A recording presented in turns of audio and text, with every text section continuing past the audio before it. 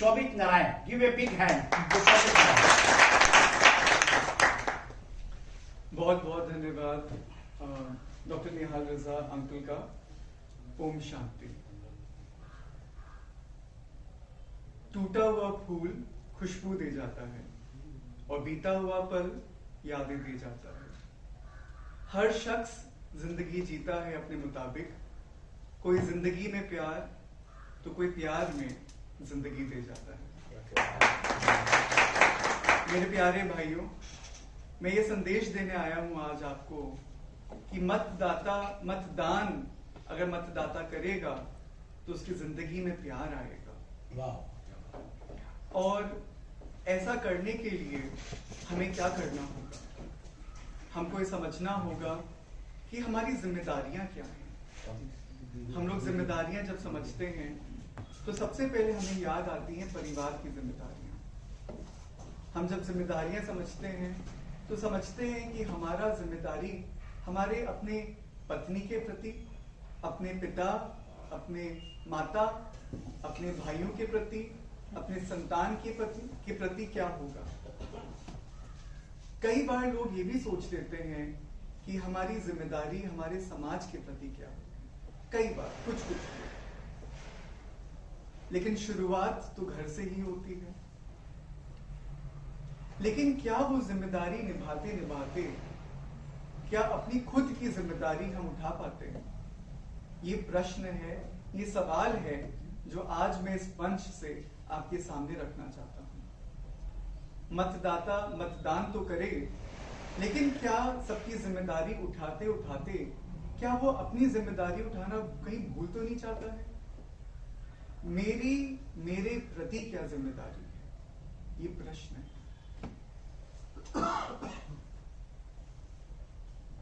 लोगों का ध्यान हम रखते हैं, चाहे धन से हो, चाहे कपड़े से हो, चाहे उनकी जरूरतों से हो, और करते करते करते भी तब भी सुनने को मिलता है। समाज में भी कोई भी किसी का पेशा हो, उनका कोई भी उनका प्रोफेशन हो, चाहे वो डॉक्टर हो, लॉयर हो, पुलिसमैन हो, स्टूडेंट हो, बिजनेसमैन हो, गवर्नमेंट ऑफिशियल हो, कुछ ना कुछ उनको देना ही होता है। कुछ ना कुछ उनको देना ही होता है। जब वो कुछ देते हैं तभी उनकी कद्र होती है इस समाज में। लेकिन देने के बावजूद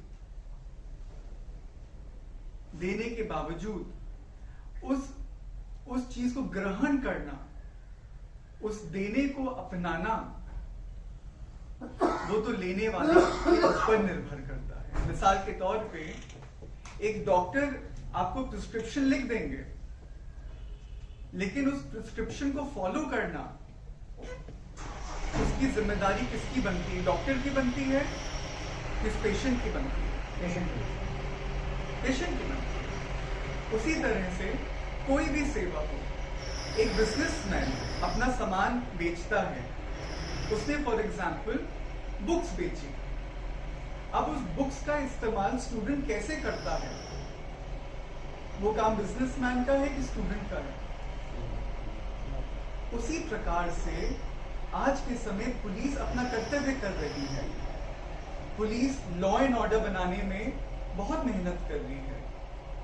करोड़ों रुपए खर्च हो रहे हैं, इतना रिक्रूटमेंट हो रहा है, लेकिन वो किसके लिए हो रहा है?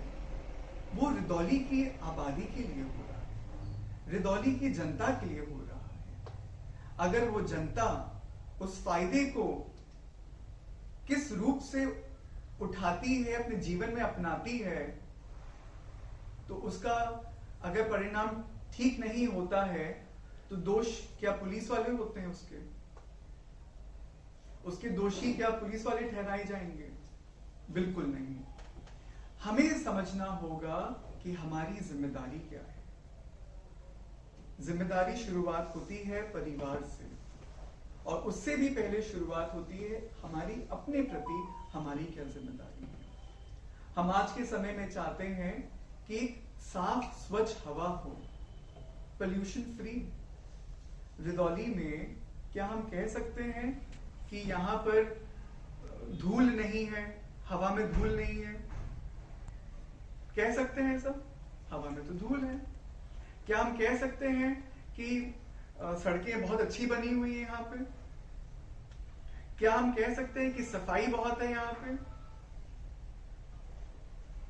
लेकिन काम तो हो रहा है, काम तो हो रहा है, लेकिन होने के बाद अगले दिन फिर सब गंदा हो जाता है। कूड़े को कूड़ेदान में नहीं फेंका जाएगा, मसाले को कूड़ेदान में नहीं थूका जाएगा, सफाई स्वच्छता जहां खाया वहीं फेंक दिया। उसके लिए सामूहिक जिम्मेदारी उठाना बेहद जरूरी है। कहते हैं जैसा बीज आप बोएंगे वैसा फल आपको मिलेगा। आध्यात्मिकता में कर्मों की गति के ऊपर बहुत बहुत एक गहरा संदेश दिया हुआ है। अगर आप आम का बीज बोएंगे तो फल क्या निकलेगा? कौन सा फल निकलेगा? अगर आम का बीज बोएंगे तो आम का निकलेगा। अगर बबूल का बीज बोएंगे तो कौन सा फल निकलेगा? बबूल का निकलेगा। या ऐसा होगा कि हम बोए बबूल और हम कल्पना करें आम के फल की? मतलब क्या हुआ? हमारी जो जिम्मेदारी है, हम दूसरों को ना देखें। दूसरा व्यक्ति क्या करता है? दूसरा व्यक्ति कहता है आज तो मतदान का दिन है, छुट्टी का दिन है, हम तो अपने सारे काम करेंगे, घर में सोएंगे और कहेंगे तुम भी यही करो। अगर उसने ये संदेश दिया तो ऐसा अगर हम भी करेंगे तो क्या हम अपनी जिम्मेदारी से दूर एक कदम हुए कि नहीं हुए? क्या हम अपनी जिम्मेदारी से धीरे धीरे 100 कदम और दूर हो गए कि नहीं हो गए? क्योंकि जो परिवर्तन हम चाहते हैं, वो परिवर्तन, जो बाह्य परिवर्तन हम चाहते हैं, वो शुरुआत कहां से होगा? वो सबसे पहले मुझसे शुरुआत होगी। बाहर जो कुछ भी हो रहा है वो क्या मेरे नियंत्रण में है? दूसरा क्या सोच रहा है, दूसरा क्या कर रहा है, क्या वो मेरे नियंत्रण में है? बताइए, हाँ कि ना? ना। नहीं है मेरे नियंत्रण में। तो मेरे नियंत्रण में क्या है? मेरे नियंत्रण में मेरे खुद के निर्णय हैं, मेरे नियंत्रण में मेरी समझ है, मेरे नियंत्रण में मेरी काबिलियत है। तो वो विवेक और वो सदुपयोग हम उस काबिलियत का करें, उस निर्णय का करें और एक सकारात्मक परिवर्तन की तरफ हम लोग अग्रसर हों। कर्मों की गति हमको यही बताती है। अगर हम पहल नहीं करेंगे, अगर हम आगे आकर एक समाज में परिवर्तन देखने के लिए वोट नहीं देंगे और बाद में फिर शिकायत करेंगे कि सरकार ने तो कुछ किया नहीं, पब्लिक ने तो कुछ किया नहीं और मेरे परिवार को तकलीफ होती है बाहर सड़क में जाने में, मेरे परिवार को तकलीफ होती है, सफाई नहीं रहती है, तो उसके जिम्मेदार कौन हुआ? सरकार हुई, प्रशासन हुआ, सफाई कर्मचारी हुए या मैं खुद हुआ? अगर मैंने अपनी जिम्मेदारी उठाई और मैंने वोट दिया, मैंने मतदान दिया, तो दूसरा कुछ करे ना करे, लेकिन मुझको अंदर ये शांति रहेगी कि मैंने अपना कर्तव्य किया। मुझे एक कहानी याद आती है, मैं आपको सुनाना चाहता हूं।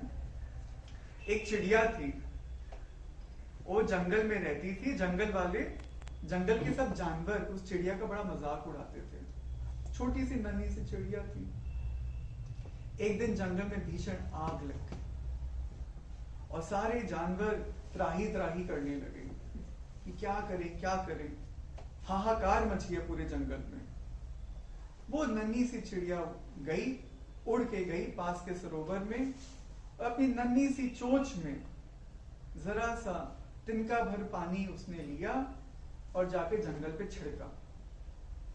ऐसा देखते हुए जानवरों ने कहा, ए चिड़िया तू क्या कर रही है? ऐसा करने से क्या जंगल की अग्नि शांत हो जाएगी? चिड़िया ने कुछ नहीं सुना, उसको नजरअंदाज किया। उसने कहा मुझे नहीं मालूम, लेकिन मुझे मेरा कर्तव्य पूरा करने दो। इस समय मेरा कर्तव्य है कि मैं यथाशक्ति जो मुझसे बने मैं वो करूं। और जब चिड़िया ने ऐसा कहा, वहां से गुजरते हुए फरिश्तों ने चिड़िया की आवाज सुनी और फरिश्तों ने वहां बरसात कर, और पूरे जंगल की अग्नि शांत हो गई और जंगल धीरे धीरे हरा भरा हो गया और सभी जानवर बच गए। अब आप बताइए, परिवर्तन अनेक ने किया कि एक ने किया? वो एक कौन है? वो एक कौन है? वो आप हैं? वो आप हैं या आप हैं?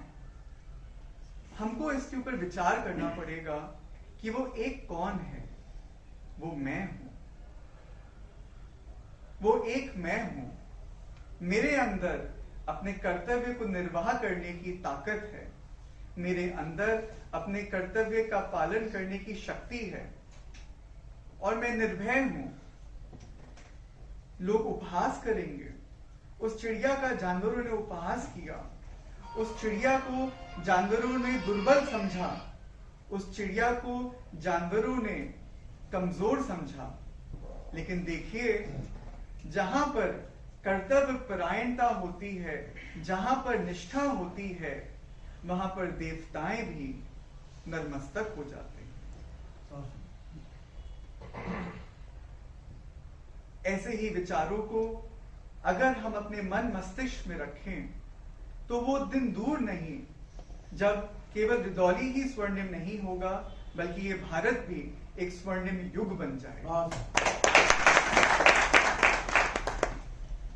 आप सभी से मेरा ये दरख्वास्त है, मेरी ये गुजारिश है,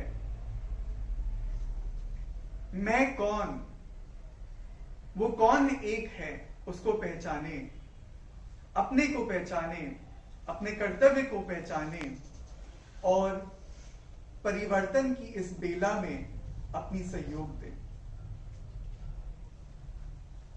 मैं बात कहना चाहूंगा यहां 5 घोड़ों की।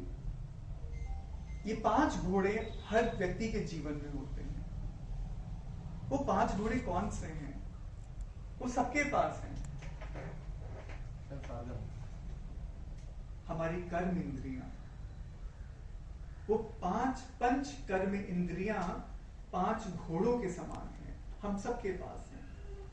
और घोड़े लगाम में रहते हैं तो अच्छे चलते हैं या बेलगाम हो जाते हैं तो अच्छे चलते हैं? बताइए।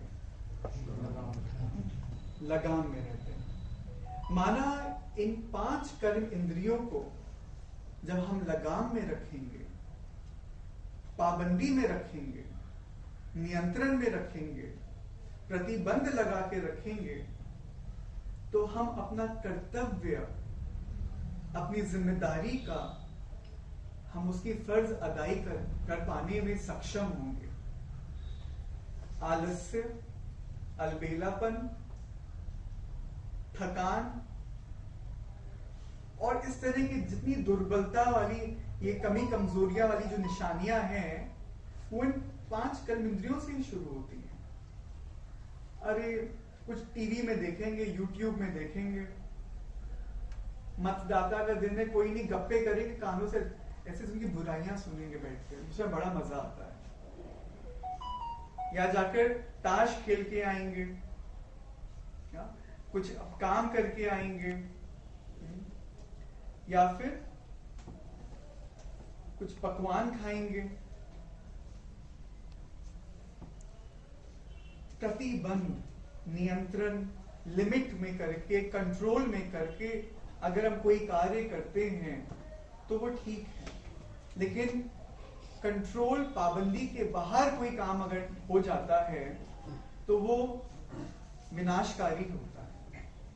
और वो विनाश सूक्ष्म रूप से धीरे धीरे एक दीमक के समान वो खाता रहता है, अंदर ही अंदर सड़ाता रहता है व्यक्ति को, उसको उसके कर्तव्य से दूर कर देता है और जिंदगी में निराशा, मायूसी, दुख, दर्द, पीड़ा, कठिनाइयां, इन सब से घेर देता है।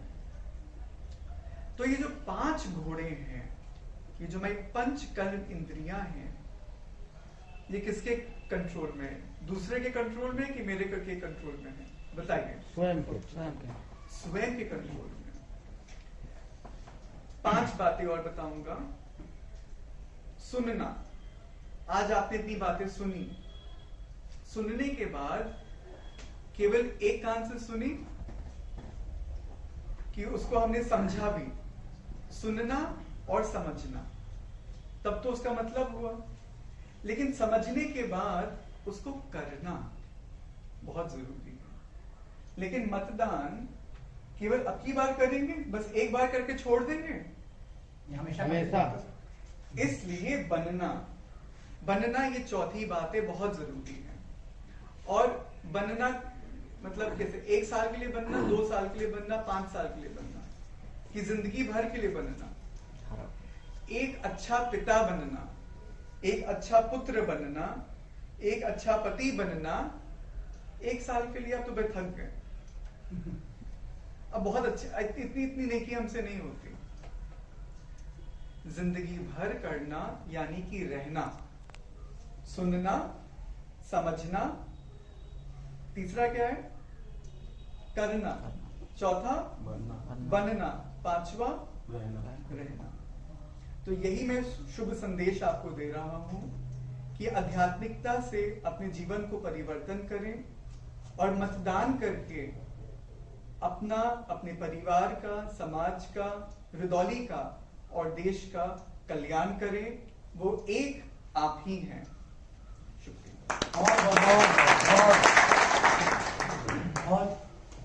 बहुत सुंदर। लोग अक्सर कहते हैं कि किसी की जबान में, किताबों में तो हजारों बातें लिखी हैं, लाइब्रेरी में